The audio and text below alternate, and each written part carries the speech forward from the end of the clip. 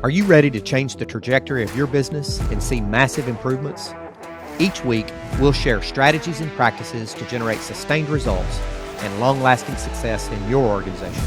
Welcome to the Innovation Junkies podcast. Hey guys, welcome to another episode of the Innovation Junkies podcast. My name's Jeff Standridge. Hey, this is Jeff Ammerine here, and I'm pretty excited to talk about what we think about organizational targets and goals and how those kind of tie together with mission, vision, and core values. What do you think? Yeah, we talked about mission, vision, values in one of our previous episodes where we talked about that is the cultural triad, if you will, that lays the foundation for sustainable strategic growth. And so the very next step there is this thing called organizational targets and goals, what we like to call long-term targets to start with. Long-term targets are those things that are tied specifically to your vision statement. So if you'll remember, we said that the vision statement is this compelling statement of aspiration 3 to 5 years out that's clear, crisp, and has absolute clarity. So it's a statement of aspiration, inspiration, and has a time bounding around it. So it's that destination that we want to arrive within a 3 to 5 year time frame. And we give you this 3 to 5 year time frame, but we have to decide, is it 3, is it 4, is it 5, and what's the date at which we're going to look at that vision and look at our performance against that vision and say, did we or did we not arrive? So a little bit of a review there on what that vision statement is. The long-term targets then become the actual 3 to 5 to maximum of 7 things that have to be accomplished simultaneously for that vision to become a reality. So if it's a 5-year vision, if that vision is 2027, December the 31st of 2027, here's where we're going to be at that time. Then what 3 to 5 to 7 maximum things must we accomplish for that vision to become a reality? Yeah, and fewer really big rock type of goals is better than 25 things that are not really long-term targets. They're just kind of to-do list items. That's really not what these are. These are intended to be strategic, important, and something that is going to help you based on the gravity of the initiative to achieve that vision. That's right. And they're generally big work streams, right? In fact, when we work with our clients and helping them execute their strategic growth plan, we actually help them build work streams around those long-term targets. It's not just something that gets assigned to Sally and Sally can go knock it out in 32 and a half days, right? It's a big, usually an organizational initiative that actually has to occur or actually has to be carried to fruition in order for that vision to become a reality. So it's strategic objectives is what some people call them, what some organizations call them. We like to use the word long-term targets because, first of all, and you've probably seen the same thing, seldom when someone has a list of strategic objectives, are they strategic, and seldom are they objective. They're non-strategic subjectives many times, right? And so that long-term target, it really tends to crystallize what we're trying to get at because it connotes or sends the message or this image, if you will, of the archer who's standing in front of a bullseye with the arrow drawn back in his bow, shooting at the bullseye. Either he hits it or he doesn't. And that's what we mean when we say a strategic objective. We call it that long-term target because you either hit it or you don't. Right. And it, sometimes if you think about it on a 3-year time horizon, it can be kind of overwhelming. And so the next step that we'll typically do once we establish those long-term targets is we'll think about what can we do, and there's going to be more of these per each long-term target. What can we do to support that long-term target in the next 12 months? So how can we chunk that up in a way that we've got those short-term goals that are going to lead us to achieve the long-term target? Yeah, effectively what we're saying is if this is our long-term target and oh, by the way, it can't be completed in the next 12 months because if it is, it's not a long-term target, right? It's a multi-year target that we have to accomplish. If this is our long-term target, then what do we have to do in the next 12 months? What do we have to accomplish in the next 12 months to get us at least 20% of the way there if it's a 5-year target, 25% of the way there if it's a 4-year time frame, or 33.33% of the way there if it's a 3-year time frame. So what do we have to do in the next 12 months to get us as far down the path as possible? That's what our short-term goal is. So we have this list of long-term targets. Then we have this list of 12-month, which we call short-term goals, that are the things that we need to do over the course of the coming 12 months.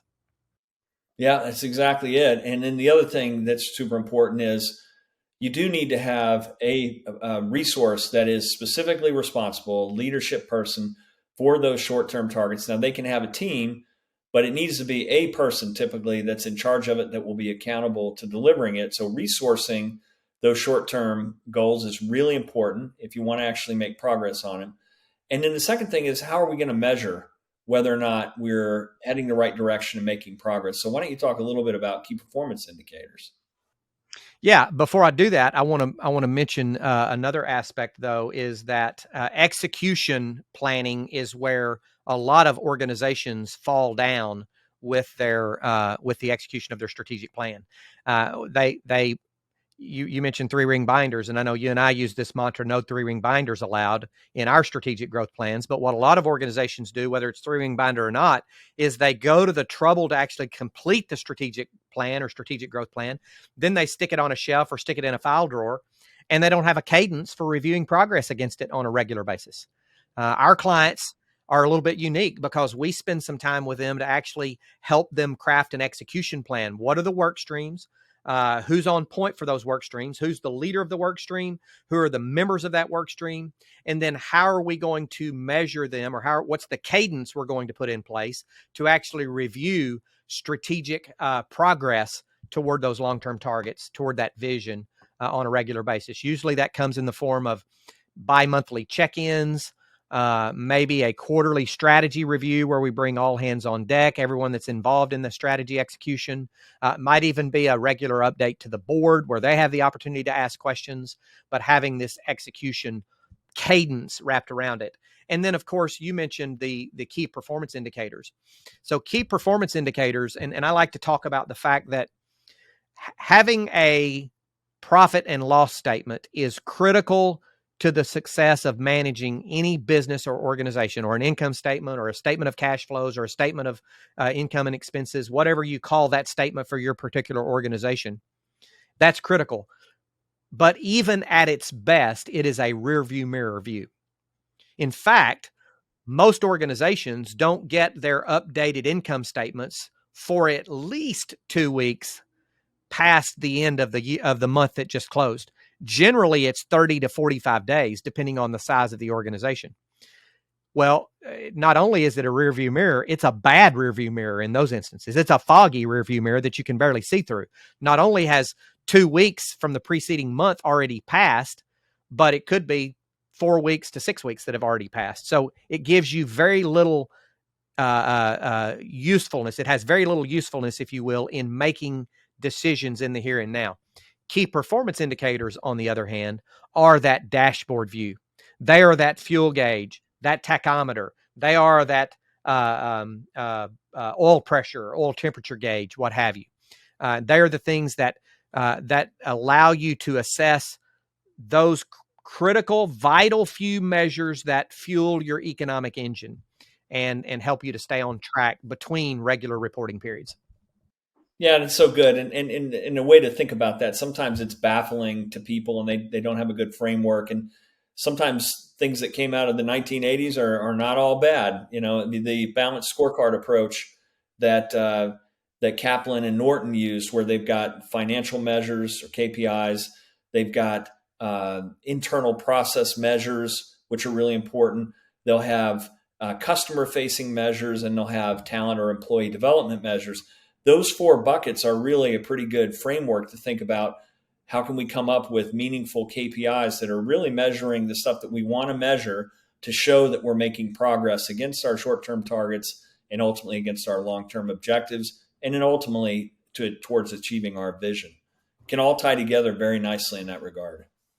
Well, let's just do that. Let's just tie it together briefly for our listeners. Taking last week's episode and tying it together with this week's episode, we talked about the first thing that you do is you establish your mission, or you discover your mission.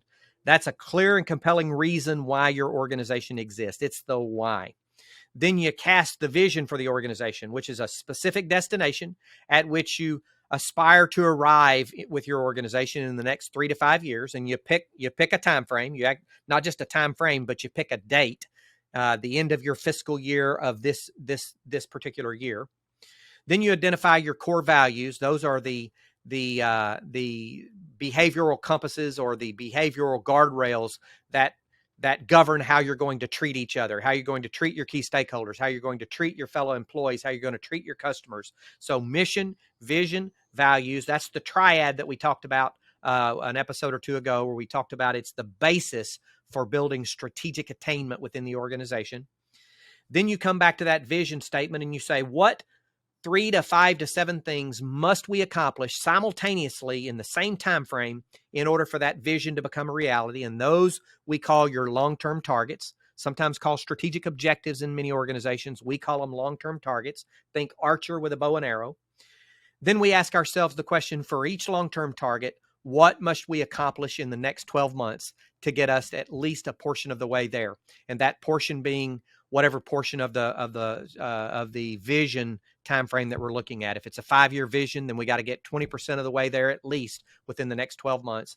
And then finally, we look at our dashboard view. We identify those vital few, not the insignificant many, but the vital few key performance indicators that fuel the economic engine, or that allow us to assess the fuel of the economic engine of the organization. Mission, vision, values, long-term targets, short-term goals, key performance indicators. Those are the components of a quality strategic growth plan. And we're here to help you. If you want to go down that path, that's kind of what we do. That's right.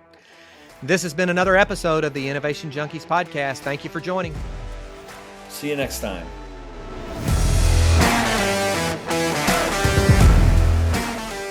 Feedback from listeners like you helps us create outstanding content. So if you like this episode, be sure to rate us or leave a review. Also, don't forget to subscribe to get the latest growth and innovation strategies. Thanks for tuning in to the Innovation Junkies podcast.